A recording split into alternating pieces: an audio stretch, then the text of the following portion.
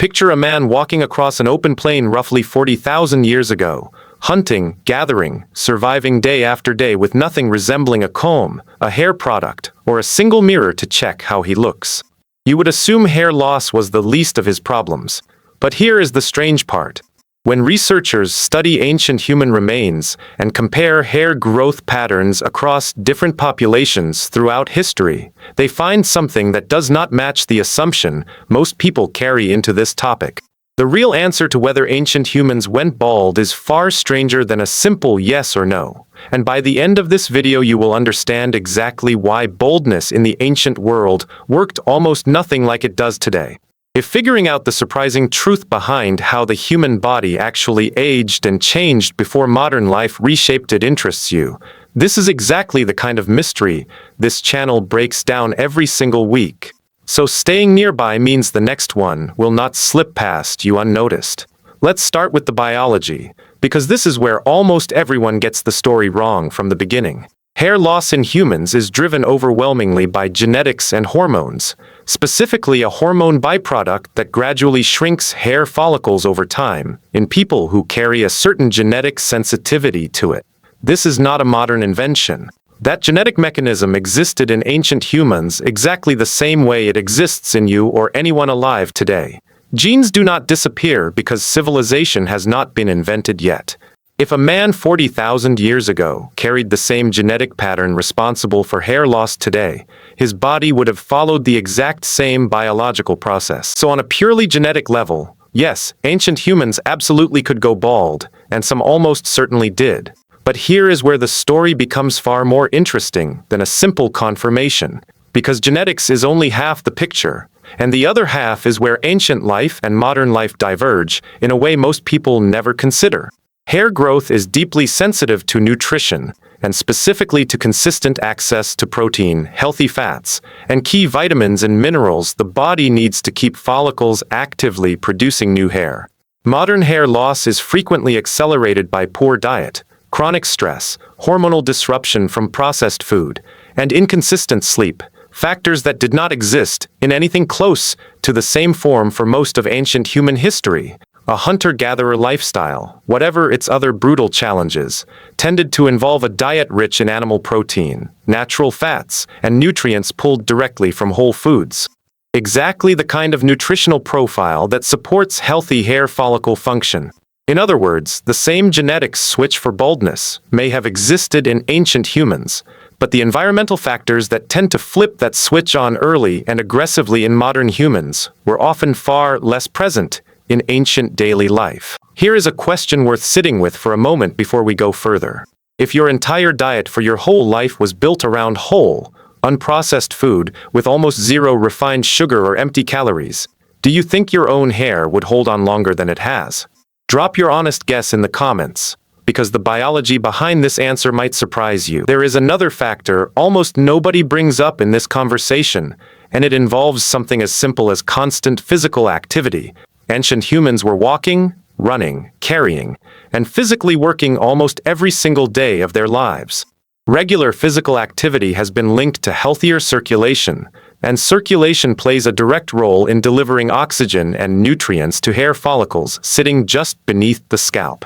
A body constantly moving, constantly demanding efficient blood flow to survive, may have been unknowingly supporting the exact biological systems responsible for keeping hair follicles active longer. None of this means ancient life was some kind of hidden cure for baldness, though, and this is where the story takes a sharp turn most people do not expect. Ancient human lifespans were dramatically shorter than modern lifespans in most populations throughout history, largely due to injury, infection, and lack of medical care rather than old age itself. Hereditary baldness, the specific genetic pattern responsible for most hair loss in men, tends to progress gradually and often becomes most visible later in life, sometimes not fully developing until well into a person's 40s or 50s. If a large portion of an ancient population rarely survived long enough to reach that stage of life, hereditary baldness may have simply had less time to fully express itself in most individuals, not because the genetic tendency was absent. but because the window of time needed for it to visibly develop rarely arrives. Sit with that for a moment, because it reframes the entire question in a way that is genuinely easy to miss on first hearing it. Ancient humans may not have avoided baldness through some secret lifestyle advantage nearly as much as they simply avoided living long enough, in large numbers, for the condition to fully reveal itself the way it does in a modern population with a dramatically longer average lifespan. If a story with a twist like that is catching your attention right now, that reaction is exactly why leaving a like on a video like this helps more people stumble onto the same kind of surprising history. So if it is doing that for you, now is a good moment to tap it. There is also physical evidence worth considering here, though it comes with real limitations. Hair itself rarely survives well over tens of thousands of years under most preservation conditions, which makes direct evidence of ancient hair loss patterns extremely difficult to study compared to something more durable like bone or teeth. Most of what researchers can say about ancient hair health comes from indirect evidence, comparative studies of remaining hunter-gatherer populations still living traditional lifestyles today, and an understanding of how genetics and nutrition interact in modern clinical research. Scientists studying this topic are careful to say this evidence is suggestive rather than definitive, because ancient hair samples detailed enough to draw firm conclusions are exceptionally rare. That honesty matters, because it would be easy to turn this into an oversimplified claim that ancient humans simply never went bald. The truth is more layered than that. The genetic capacity for baldness was there. The environmental triggers that tend to accelerate it today were often less present, and the lifespan required for it to fully develop was frequently cut short before the condition could progress the way it commonly does now. There is another angle to this story that adds even more nuance. In several ancient and early traditional societies with surviving written or oral records, hair loss and aging in general were sometimes treated very differently than they are in modern culture. Rather than being viewed purely as a decline, visible signs of aging, including thinning hair, were, in a number of documented traditional communities, associated with accumulated experience and elevated social standing within the group. This does not mean baldness was celebrated everywhere or by everyone, and it would be inaccurate to claim a universal ancient attitude on this topic, given how many different cultures and time periods fall under the broad label of ancient humans. But it does suggest that even where hair loss occurred, the social and emotional weight attached to it was not automatically identical to how it is often perceived today. There is also something worth adding about how ancient humans dealt with hair in general, whether it was thinning or not, because the idea that they simply ignored it entirely is not quite accurate either.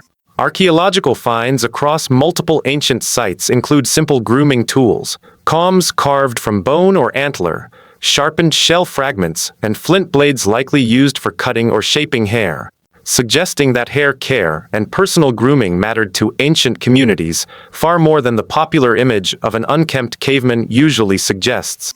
If hair loss was visibly happening to someone, it is reasonable to think their community would have noticed and reacted to it in some way.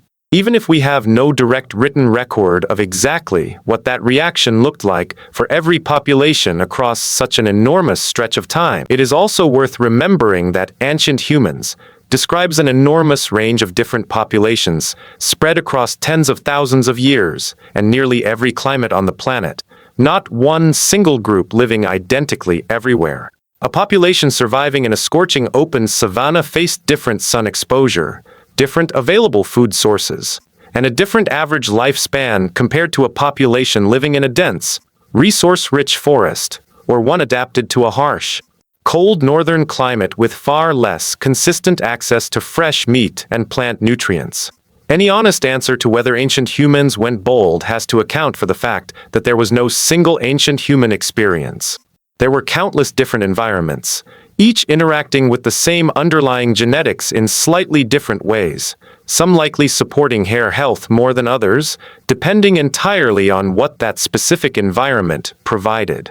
There is one more piece of this puzzle worth mentioning, related to sun exposure and scalp health. Ancient humans spent the overwhelming majority of their lives outdoors, exposed to natural sunlight far more consistently than most people in modern life. Some researchers studying hair and skin health have pointed to consistent vitamin D synthesis from regular sun exposure as another supporting factor in overall follicle health. Though scientists are clear this connection is still an area of ongoing study, rather than settled fact. It is mentioned here not as a certainty, but as one more thread in a larger pattern where ancient daily life, almost by accident, aligned with several conditions modern research associates with healthier hair for longer. So here is the real answer to the question this video opened with. Ancient humans were not immune to baldness, and the same genetic mechanism responsible for hair loss today existed in their bodies as well. But a combination of shorter average lifespans, a diet built around whole nutrient-dense food, constant physical activity supporting healthy circulation, and consistent natural sun exposure likely meant that visible, progressive baldness simply had less opportunity to fully develop in large portions of the population compared to modern life, where longer lifespans and different environmental factors give the same genetic tendency far more time and different conditions to fully express itself. It is not that ancient humans solved a problem modern humans still struggle with today. It is that modern life, for all its genuine advantages, quietly created exactly the right long-term conditions for a genetic tendency that was always there to finally have enough time and the right circumstances to show itself in nearly everyone who carries it. If this uncovered something you did not expect, there is another question sitting right behind it that might be even stranger to think about. What was actually living inside the ancient human body the entire time, silently, without a single symptom ever being understood or treated? That story is coming next, and it involves something that lived alongside almost every ancient human who ever walked the earth, an uncomfortable kind of companionship most people today would never willingly accept. Yet ancient bodies seem to tolerate in ways that still puzzle researchers studying this period of human history.